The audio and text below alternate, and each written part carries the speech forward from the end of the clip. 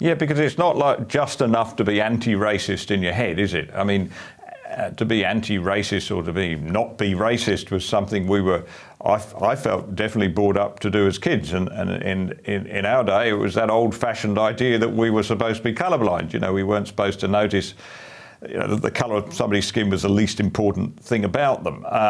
But now it's got more than that. To be colourblind now is to be racist. Exactly. Sure. I mean, it has been. If I was to say that in some circles, most university campuses, I would be condemned as racist just for simply saying that colour doesn't matter.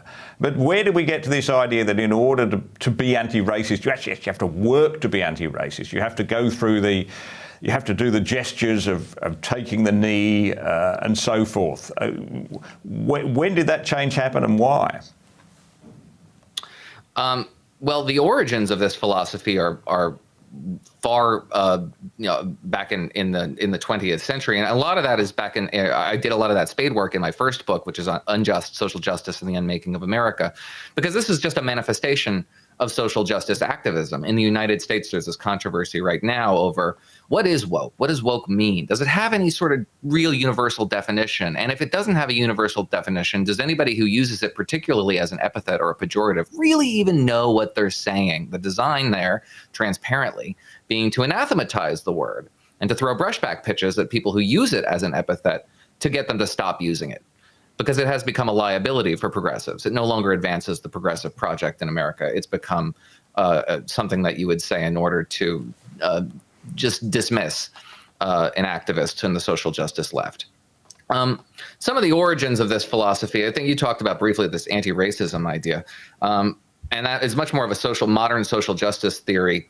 One of the progenitors of intersectionality, a professor by the name of Kimberly Crenshaw Williams, posited this thought experiment, and it's kind of a noble thought experiment, that prejudice is not necessarily something that happens in one particular fashion. It manifests in different forms and in degrees, and somebody who has different accidents of birth that are subject to different prejudices, maybe those prejudices overlap. It's the sort of thing that is helpful to think about, but to organize your society around this idea quickly gets you into something that very much resembles bigotry. This was Hayek's critique, Friedrich Hayek's critique of social justice, is that prescribes a society that would have to treat individuals very differently, which wouldn't be a noble society at all, in order to achieve real, true equality, by which they mean equity. And so in order to think in intersectional terms, you have to steep yourself in stereotypes. You have to marinate in these bigoted ideas, because you have to think like a bigot. You have to see somebody and say, okay, I can understand your entire life's history by virtue of the accidents of birth that I see before me. And if I were a bigot, I would think of you as XYZ negative stereotypes.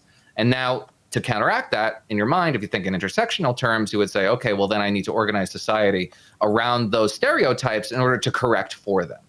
But you're still thinking in stereotypes. You're still organizing your society around what you admit to be racial and bigoted theories about how people behave and what their experiences are.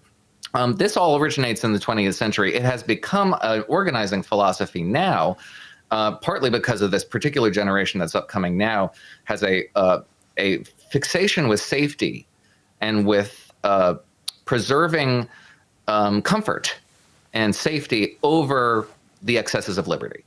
It is an anti-liberty philosophy. Not necessarily authoritarian, certainly totalitarian, not necessarily authoritarian, but it is a theory that is hostile to liberty because it perceives you to be unequal to the measure demanded of you if we live in a liberal society. It's very skeptical and hostile of individual personal freedoms because it looks down, frankly, on individuals and personal freedoms as a result.